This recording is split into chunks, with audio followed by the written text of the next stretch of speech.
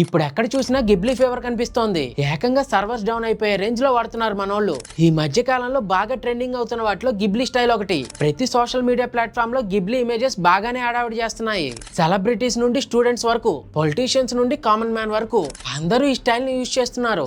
Ghibli art అంటే మన photos ని కార్టూన్ ఇమేజెస్ గా చేంజ్ చేసే టెక్నాలజీ.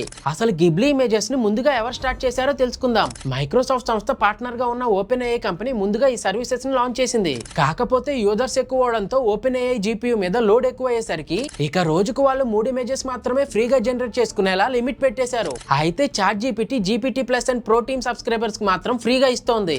వీటితో పాటుగా గూగుల్ కి చెందిన ఏఐ జెమినీ, ఎలన్ మస్క్ కి చెందిన గ్రాక్ వంటివి ఈ సర్వీసెస్ ని ఫ్రీగా ప్రొవైడ్ చేస్తున్నాయి.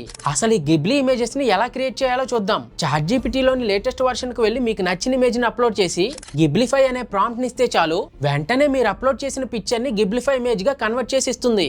ఇక మిగతా ఏఐ టూల్స్ లో కూడా ఆల్మోస్ట్ ఇదే ప్రాసెస్ తో మీకు నచ్చిన పిక్చర్ ని గిబ్లిఫై ఇమేజ్ గా కన్వర్ట్ చేసుకోవచ్చు.